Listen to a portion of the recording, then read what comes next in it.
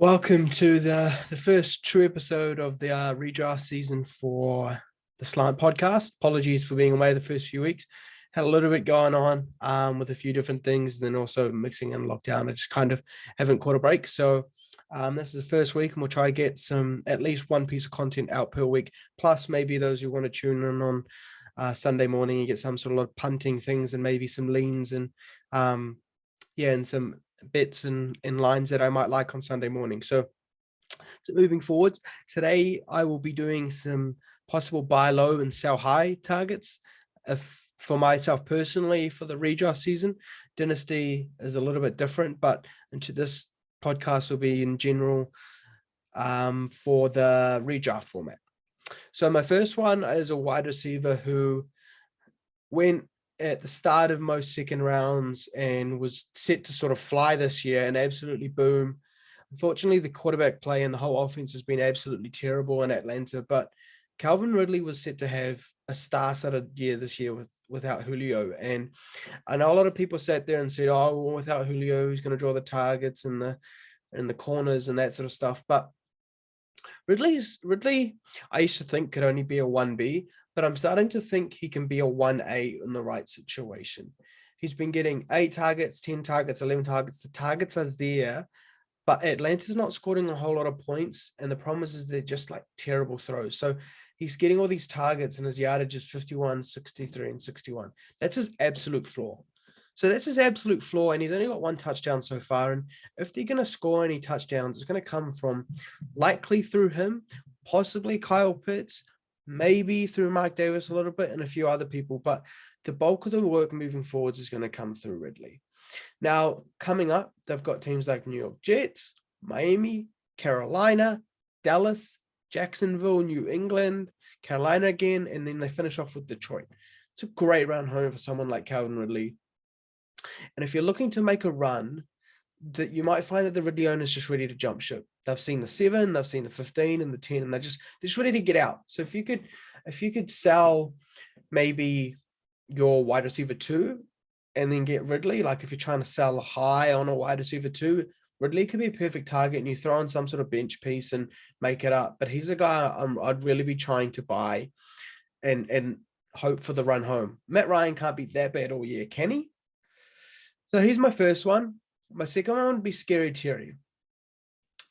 He's sneaking in at wide receiver 26 so far, and you haven't heard a word from him. He had one big game against the Giants where he had 14 targets, 11 receptions, 107 yards, and a TD for an absolute boom week. And his other 2 weeks have been 8 points.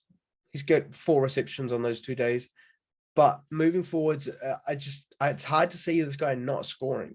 Like he's just perennial going to be that's his absolute floor. His absolute floor this season, he finished at wide receiver 26. And if you can pay that sort of value for him, he's not going to go any lower. So he's going to return investment and possibly might crack into the higher side of wide receiver 2 in terms of wide receiver 12, 13, 14. And some of these top guys that I'll talk about later start to waver and fall later in the year. But he's coming up against teams like Kansas City. Great game script for that. Green Bay should be the same. Tampa Bay will be the same game script. Carolina, Seattle, Las Vegas, Dallas twice to end the season. So if you're looking to make a playoff run and you need a wide receiver 2, or if you went RB early and you just need a cheap wide receiver that could return on investment and plus, Scary Terry's got to be it, especially if you're trying to make a run this year and you can see if you're 2-1 or 3-0 and think you're going to be in the playoffs, you got Dallas week 14 and then week 16 too. Like, it's going to be perfect game script for someone like him. And he's just going to be a plug and play, and he's just super nice. I think that middling week is probably a little bit nearer his ceiling, but 8 points per week on week 1 and 3. It's going to be that absolute minimum. Like he's just going to eat 70, 80 yard games because they kind of don't have a whole lot of other sort of options at the moment. So I'd be trying to buy him on the cheap if I can. The next one is a guy who I was super high on coming into this year. Preseason boosted that.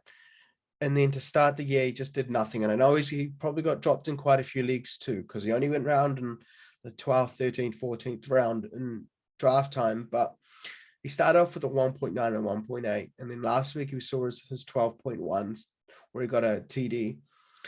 Marquis Callaway. Now, there's not too many receivers on this offense at the moment. I know Juwan Johnson had 2 TDs 1 week, and Alvin Kamara is going to absolutely bang there. But I think Callaway's going to start getting better. Last year was his rookie year. He's still super young, just trying to find his feet. And he went up against Green Bay and Carolina, and he probably should have scored, and it had me super disappointed. But against New England, he went and got his 40 yards, but he got his TD. The important part about this TD was, if you go watch the replay, they were about 10 yards out from the goal line, and Jameis Winston had no clue where he was throwing it. Just threw it, knew Callaway was in the air, and he made this ridiculous grab in the end zone. Showed that Jameis trusted him, and that Callaway also has the talent to make big plays. It's pretty much exactly like what happened preseason. If you go back and look, where he had 2 incredible grabs in preseason, I can't remember who it was against, and his stock just skyrocketed. By then, a few people had already drafted him anyway, but that's where I think his ceiling is. Got a nice run home where you're going to play Seattle, going to go up against Tennessee, Buffalo, they could be chasing points. Dallas again, New York Jets are in there, and Miami as well to end off the season. So, like, there's a good run home there. I know Michael Thomas is due to come back, but if you can buy him now, Michael Thomas comes back, draws top coverage. Callaway could be like a great bloomer late in there. And you can get him so cheap at the moment because everyone just wants out. He can sit on his bench until he starts doing something consistently, but he could be one of those league winners that starts coming right in week 7, 8, 9, 10. So it could be a great stash if you got dropped in your league, or if you trade for him and get him super cheap. I love trying to pick a player like him up. The next one is a running back that a lot of people had really high. I couldn't draft him preseason at the price tag, but his price tag's starting to come down, and that's JT. Jonathan Taylor. A lot of people drafted him at the end of the first round because of what he did at the end of last year. Now, end of last year, his run home was abysmal defensively. He finished the season off with Houston, Vegas, Houston, Pittsburgh, and Jacksonville. And then that shot him into running back 6 or something for the year. And everyone's like, oh my God, JT, because he's getting this insane volume, and he had massive yardage, and he had a bunch of TDs. People forgot he scored like 7, 8 touchdowns over that period of the 4 games. And until then, people were looking to trade him away so quick. But his price tag's starting to come down now, where you can start getting him for the middling sort of RB2 and maybe a piece to just get the other owner over the line, especially with his first week of 15. Everyone thought, he's getting this massive workload. And he followed by 5.8 and then 7.7 against the Rams and Tennessee. Rams are going to be a good defense, but the most important thing for me was over that period, he still had enough volume that I liked to see. Now, rumors have it they're trying to trade away Marlon Mack. So if that happens, his snap share increases. My only worry is the fact that he's still only playing on 50% of snaps. So Hines and other people are still getting quite a big snap share, but I know that they trust JT enough, and later in the year he will come right. Fingers crossed anyway. So you might be able to strong armor owner of JT and get him quite cheap. He hasn't scored any touchdowns this year, but his run home again this year is quite nice. He's got, over the next sort of 10 weeks, he's got Houston, Tennessee again, Jacksonville, New York Jets, Houston again, New England going to be average, Arizona going to be a little bit average. Those are great teams to go up against. And if he can be your RB2, great plug and play option. Yeah, you're not going to feel super confident playing him, but if he comes right towards the end of the year like he did last year, another league winner. The next 4 guys are people that I'm looking to possibly sell if I have. First up was as a wide receiver from San Fran, and that's Deebo Samuel. Currently wide receiver 9. There's no way he's being drafted anywhere near that, and to be fair, that wasn't his ceiling. His ceiling was wide receiver 18, 19, 20 at absolute ceiling. They've got Kittle there, they've got Ayuk, they've got running backs for Africa, and they were just never going to be touted as a big passing offense. His targets to start the year, 12, 8, 10, and his receptions are 9, 8, 9, 6, 5. He's only scored 1 touchdown, so the fact that he's still getting bulk yardage is a bit of a sticky stat if you want to move forward. But I don't think he's a guy that's massively talented in terms of being a wide receiver 1 or a wide receiver 2. If you can cash in from him and get a high wide receiver 2 or a middling, that'd be me. Like if I could trade Deebo and someone for Terry McLaurin, I'd be smashing that so hard. His first week against Detroit, he had 26 and then kind of starts falling down. His yardage was there. It's again decreasing and he's getting bulk targets, but I don't think his targets are going to be there for too long. And I think they're going to start spreading the ball. Kittle started to get a bit of play last game. Ayuk will start easing into the game once he starts figuring out what the hell this NFL pros is about. So I don't think he's going to be hitting 13, 14 points a game. I think people are going to be very disappointed with him down the run after he's put them in contention early in the season. So if I was looking to make a playoff later, I'd be trying to sell Deebo for a guy that's going to help you later down the track. Another one possibly trying to sell high on is a guy sitting on wide receiver 2 now, Michael Williams. He's a guy I tried to get in so many leagues and he would always go the one round before I was ready to take him.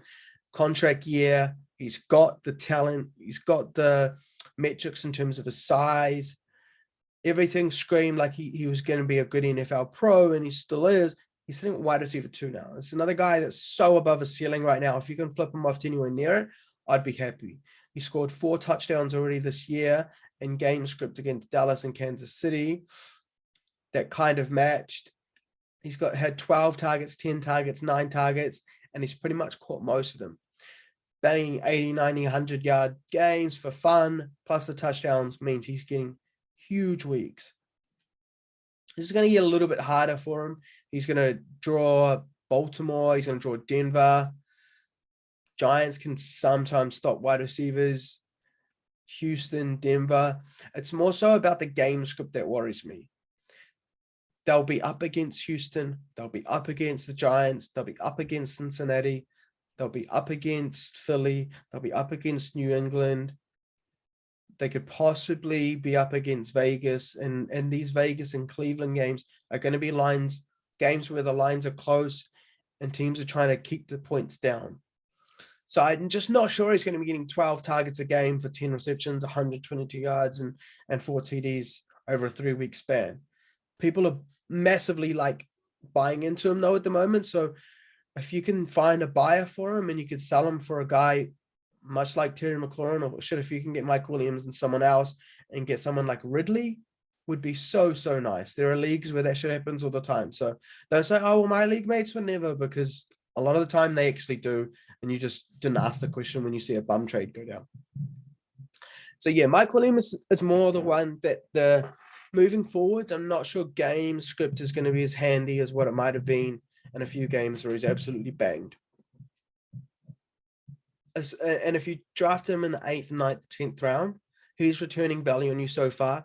And if you can start moving up that draft board by trading him away for someone that was in the 5th, 6th round, so you start moving up and start getting that high ceiling in those winning teams. Next one is a running back from Buffalo. I kind of wanted to fade this RB room during the offseason because Singletary and Moss were pretty much the exact same player. And last year they just busted out 4 yards per carry, but they're only having 8, 9, 10 carries a game. And it was kind of just a nightmare to try to figure out who's going to win it. I think Zach Moss is the most talented guy there, but I'm not sure that they're going to continue to run the ball as much as they have so far this year.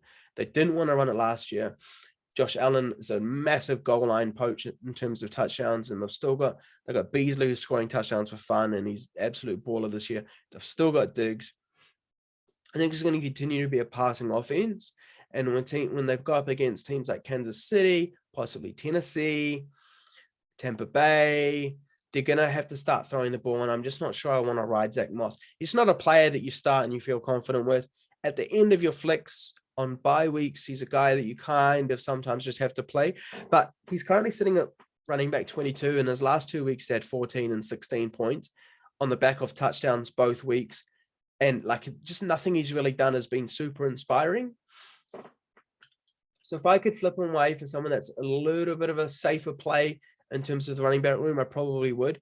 Singletary's still there. They're pretty much splitting the share down about 50-50 at the moment. Singletary's getting 11 carries per game pretty much, and Moss is getting the same. And I'm just not sure they're ever going to have a running back bell cow. So if you want to play him, sure. But if I could get someone where I could sell Zach Moss in a wide receiver and I could upgrade at one of those positions, I'd be pretty happy to do so, because he's a guy that you're not going to be able to rely on long term over the season. Last one is a wide receiver that is sitting at wide receiver 5 at the moment. It's Adam Thielen. Now, Adam Thielen is one of the most underrated fantasy performers in recent history. Brandon Cook sits in the same category as him. Adam Thielen's been a top 10 wide receiver pretty much most of his years that he's played, and he's been healthy. He just spins out TDs for fun, and everyone keeps waiting for the TD decline. Last year, he had 14 touchdowns, which everyone assumed would decline over this year, but at the moment, he's already got 4 touchdowns in 3 games. He's getting a nice amount of targets, and that's a sticky stat, but his receptions are kind of hanging at a middle wide receiver. It's more his yards that kind of worry me. Jefferson's getting more longer grabs, and Thielen's getting the shorter routes. For example, last week he had 6 grabs for 50 yards, and the previous was 6 for 39. Now, if you take away a lot of these touchdowns out of it, which can be quite volatile at some points, especially in an offense where you've got Cook and you've got Jefferson, who will poach touchdowns quite often, his stats start coming far down in terms of his numbers. So he would be nowhere near wide receiver 5. And if I could start selling him as a top 12 or top 14 receiver, I'd be pretty happy to move sideways. For example, like you could probably get a McLaurin-esque type player for Thielen and some bench bum for the right person. So he's another guy I'd probably sell high on. Most of these guys, they're just so high right now that if you can find the right guy, I'd be happy to sell them. Now, this doesn't mean I'm going to fade Thielen for the rest of the year and go like sell him for absolutely no one. It just means if I could find the right buyer at the right price, I'd be more than happy to move off him and move up the draft board in terms of equity that I have sitting in my team. That wraps up the buy and sell on the first episode for the year. Thank you for tuning in. Apologies again for my absence. I will be consistent in terms of getting probably one out per week sometime during the week, as well as I'll try get some short punting segment out on possibly Sunday morning. So feel free to check back in then to see if you start placing any bets or any multis or singles. So see you then.